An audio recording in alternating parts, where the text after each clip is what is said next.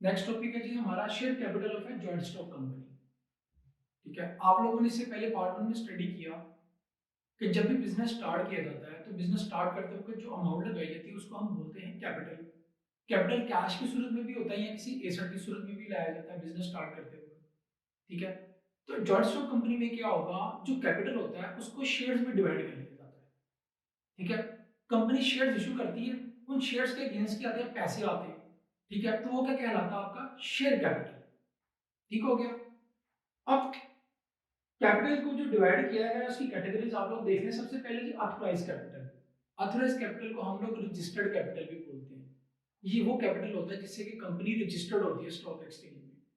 ठीक है, let us suppose 10,000 shares हैं जी कंपनी के। ठीक है, एक कितने का एरिया 100 का, ये टोटल कितना बन गया 10 लाख। 10,000 मल्टीप्लाई बाय 100 कितना बन गया 1 मिलियन, 10 लाख।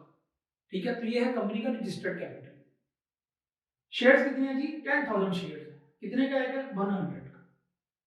ये 100 जो है शेयर की फेस वैल्यू है, या हम इसको पार वैल्यू भी बोलते हैं। ठीक है, या हम इसको नॉमिनल वैल्यू भी बोलते हैं। उसके बाद है जी इशू कैपिटल। अब कंपनी ने ऑब्वियसली शेयर इशू कर रहे हैं। कंपनी के पास कितने शेयर्स हैं 10,000 शेयर्स हैं। ठीक है, अब 10,000 से नीचे नीचे ही शेयर्स इशू करने हैं। 10,000 से ज्यादा शेयर्स इशू नहीं कर सकते। शेयर्स कंपनी उतने ही इशू करेगी जितने से कंपनी रजिस्टर्ड होगी। ठीक है, ऐसा नहीं हो सकता कि कंपनी 10,000 शेयर से रजिस्टर्ड है और कंपनी 11,000 शेयर इशू कर दे। ऐसा पॉसिबल नहीं होता। ठीक है, अब कंपनी ने इशू कितना किया है 5,000 शेयर इशू किए हैं, कितने का आएगा 100 का, तो कितना आया 5 लाख। तो ये बन जाएगा इशूड कैपिटल, कि जितने शेयर्स कंपनी ने इशू किए हैं। ठीक है, उसके बाद ये सब्सक्राइब्ड कैपिटल। अब कंपनी ने 5,000 शेयर जो है वो इशू किए हैं, लेकिन पब्लिक ने ठीक है कितने लिए हैं 4,500, 500 नहीं लिए। ठीक है, तो ये जो 4,500 शेयर्स हैं ये बन जाएगा हमारा subscribed capital. 4,500 shares multiply by 100 is equal to 4,50,000। ठीक हो गया। उसके बाद जी कॉल्ड अप कैपिटल। अब समटाइम्स ऐसा होता है कि कंपनी रिक्वायर करती है कि पब्लिक से कि शेयर्स की पूरी अमाउंट सबमिट ना करवाई जाए। ठीक है, लेट सपोज 4,500 शेयर्स जो है वो इशू किए हैं या पब्लिक ने सब्सक्राइब किए हैं। ठीक है, कितने का आएगा 100 का, लेकिन कंपनी रिक्वायर कर रही है लोगों से कि आप कितने भी सबमिट करवाएं एक शेयर के अगेंस्ट 70 पर शेयर। ठीक है, तो ये हमारा क्या बन जाएगा कॉल्ड अप कैपिटल। कि कंपनी कह रही है कि 100 ना सबमिट करवाएं, 70 सबमिट करवा दे एक शेयर के अगेंस्ट। तो कॉल्ड अप कैपिटल कितना बन जाएगा 4,500 मल्टीप्लाई बाय 70, 3,15,000। लेकिन ऐसा प्रैक्टिकली होता नहीं है। ठीक है, शेयर जो होते हैं फुल वैल्यू पे ही इशू किए जाते हैं और पूरी अमाउंट ही रिसीव की जाती है। ठीक है, ये फर्दर मैं अभी आगे जाके आपको बताता हूँ। उसके बाद है जी पेड अप कैपिटल। अब कंपनी ने रिक्वायर कितना किया था 3,15,000 के, 70 सबमिट करवाए। ठीक है, लेकिन पब्लिक ने कितने सबमिट करवाए ₹3 लाख। ठीक है, तो ये बन जाएगा जी पेड अप कैपिटल।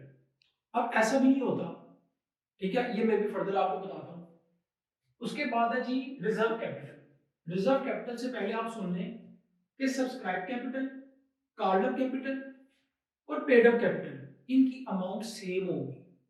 ठीक है, जितने का शेयर ऑफर किया जाता है उतनी ही अमाउंट रिसीव की जाती है शेयर के अगेंस्ट। ठीक है, तो आप आगे जाके जब स्टडी करेंगे प्रैक्टिकल करेंगे तो उसमें क्या होगा कि सब्सक्राइब कैपिटल की अमाउंट, ठीक है, कॉल्ड अप कैपिटल की और पेड अप कैपिटल की अमाउंट सेम होगी। आप 100 रुपए का शेयर इशू करेंगे तो उसके अगेंस्ट आप 100 रुपए ही रिसीव करेंगे और रिक्वायर भी 100 रुपए ही करेंगे।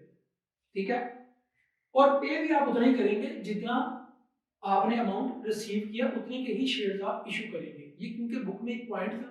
ठीक है, डिस्कस कर लिया मैंने आप लोगों से, लेकिन फर्दर जब हम प्रैक्टिकल करेंगे तो आप देखेंगे सब्सक्राइब, कॉल्ड और issue capital, paid up capital एक ही होगा, सिमिलर अमाउंट होगी। उसके बाद है जी लास्ट में रिजर्व कैपिटल। अब समटाइम्स कंपनी जो होती है एक स्पेशल रेजोल्यूशन पास करती है कि 70 रुपीज जो है वो ले लें लोगों से एक शेयर के अगेंस्ट, बाकी रिमेनिंग 30 ना लें। तो जो रिमेनिंग 30 नहीं लिए जाते वो क्या कहलाता है हमारा रिजर्व कैपिटल। वो कैसे बनेगा, ये देखें आप 70 रिक्वायर किए थे, 30 नहीं रिक्वायर किए, तो 4,500 के अगेंस्ट 30 अमाउंट आपने रिजर्व में रख ली, कितना बन गया 1,35,000, 35,000, 1,35,000। ठीक है, ये अमूमन कब रिकॉल किए जाते हैं, कब लोगों से लिए जाते हैं, जब कंपनी पैड अप हो रही है, ठीक है। ये हो गया हमारा रिजर्व कैपिटल। उसके बाद है कुछ इंपॉर्टेंट मैटर्स। नंबर वन पे है जी प्राइमरी एक्सपेंसेस, या हम इनको प्रीलिमिनरी एक्सपेंसेस भी बोलते हैं। ये वो एक्सपेंसेस होते हैं जब कंपनी बन रही होती है, कंपनी के फॉर्मेशन के एक्सपेंस होते हैं। ऑब्वियसली जब कंपनी बनाई जाती है उसकी कुछ लीगल फीस होती है, ठीक है, उसके डॉक्यूमेंट्स पे खर्चा आता है, ठीक है, और बहुत सारे एक्सपेंसेस होते हैं जो किए जाते हैं। तो वो कंपनी के स्टार्ट के जो एक्सपेंसेस होते हैं या कंपनी के जो फॉर्मेशन के एक्सपेंसेस होते हैं, कंपनी को बनाते वक्त जो एक्सपेंसेस आते हैं, उसको हम बोलते हैं प्राइमरी एक्सपेंसेस या प्रीलिमिनरी एक्सपेंसेस। अब इसको जो है वो 3 से 5 सालों के अंदर जो है वो राइट ऑफ किया जाता है, क्योंकि जब कंपनी बनाई जाती है तो एक्सपेंस जो होता है वो बहुत ज्यादा हो जाता है, कंपनी के स्टार्ट के एक्सपेंस होते हैं। तो इनको क्या कर लिया जाता है, प्राइमरी एक्सपेंसेस को, स्टार्ट के एक्सपेंसेस को डेफर्ड कॉस्ट के हेड में बैलेंस शीट में एसेट साइड पे लिखा जाता है। फिर इसको हर साल थोड़ा थोड़ा करके राइट ऑफ किया जाता है एक्सपेंस करके, ठीक है। साथ ही इसको एक्सपेंस नहीं करते पूरा का पूरा, ठीक है। स्टार्ट में इसको क्या बनाते हैं हम, एसेट, और एसेट में हम इसको किसके हेड में लिखते हैं, डेफर्ड कॉस्ट के नाम से, ठीक है। एसेट होता नहीं है लेकिन हम इसको एसेट शो करवाते हैं। फिर 3 से 5 साल के अरसे में हम इसको आहिस्ता आहिस्ता एक्सपेंस करके राइट ऑफ करते जाते हैं, ठीक है। उसके बाद है जी रिकॉर्ड्स।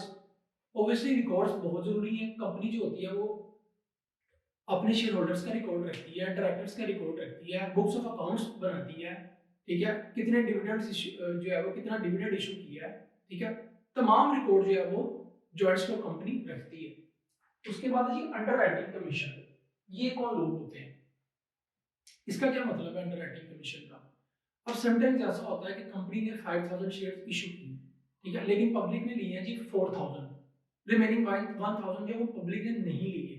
तो फिर जो कंपनी के प्रमोटर्स होते हैं, ठीक है, जो कंपनी जिन्होंने कंपनी को स्टैब्लिश किया होता है, वो क्या करते हैं, कुछ पार्टी से जो है ना वो कॉन्टेक्ट करते हैं, बैंक से रब्ता करते हैं, इंश्योरेंस कंपनी से रब्ता करते हैं, या कोई भी लोन देने वाली कंपनीज होती है उनसे रब्ता करते हैं, उनको कहते हैं कि शेयर हमसे जो है ना आप बाय कर लें, ठीक है। बाद में क्या होता है कि ये शेयर्स होते हैं वो सेल भी कर दिए जाते हैं मार्केट में, ठीक है। तो वक्ती तौर पे कैपिटल को पूरा करने के लिए प्रमोटर्स जो होते हैं वो एग्रीमेंट करते हैं बैंक्स के साथ, या और दूसरी जो लोन देने वाली कंपनीज होती हैं, या कोई बैंक होता है, ठीक है, कि वो शेयर ये बाय कर ले, ठीक है, और वो ये शेयर बाय कर लेते हैं, तो ये कहलाता है अंडर राइटिंग कमीशन, ठीक है। उसके बाद है जी शेयर वैल्यू। शेयर वैल्यू आपको पता है, दोबारा बता देता हूँ मैं, कि एक शेयर जो है वो 100 का है, ठीक है। तो ये उसकी क्या होगी, शेयर की वैल्यू। शेयर वैल्यू की 3 टाइप्स है, पार वैल्यू, बुक वैल्यू और मार्केट वैल्यू। पार वैल्यू क्या होती है कि जितने का शेयर होता है, ठीक है, लेट सपोज अगर 100 का शेयर है तो उसकी पार वैल्यू क्या है, 100, ठीक है। उसको हम फेस वैल्यू भी बोलते हैं पार वैल्यू को, और नॉमिनल वैल्यू भी बोलते हैं, ठीक हो गया। उसके बाद है बुक वैल्यू। बुक वैल्यू वो होती है कि जो कंपनी की बुक्स ऑफ अकाउंट्स में लिखी होती है, ठीक है, वो होती है उसकी बुक वैल्यू शेयर की, ठीक है। उसके बाद है जी मार्केट वैल्यू। अब मार्केट वैल्यू डिपेंड करती है किसी भी मुल्क के बिजनेस के हालात पे, ठीक है। अगर तो किसी कंट्री के हालात बहुत अच्छे हैं, वहां पे बिजनेस बहुत अच्छा जा रहा है, ठीक है। अब कंपनी ने लेट सपोज अगर एक 100 रुपए का शेयर इशू किया हुआ है, लेकिन उनका बिजनेस बहुत प्रॉफिट में जा रहा है, ठीक है, मुल्क के हालात भी बड़े अच्छे हैं, ठीक है, बिजनेस बहुत अच्छा जा रहा है, तो ऑब्वियसली मार्केट वैल्यू जो होगी वो शेयर की ज्यादा होगी। कंपनी ने लेट सपोज अगर 100 रुपए का शेयर इशू किया है, लेकिन अगर लोग उसको सेल करने के लिए जा रहे हैं तो वो शेयर जो है वो 200 का सेल हो रहा है, ठीक है। तो मार्केट वैल्यू जो है वो बुक वैल्यू से डिफरेंट होगी, ठीक है। अगर मुल्क के हालात अच्छे नहीं है, बिजनेस सही नहीं जा रहा, ठीक है, पॉलिटिकल जो है वो स्टेबिलिटी भी नहीं है, तो कंपनी ने तो 100 रुपए का शेयर इशू कर दिया, लेकिन उसकी मार्केट वैल्यू जो लग रही है वो 80 लग रही है, ठीक है, तो वो उसकी मार्केट वैल्यू।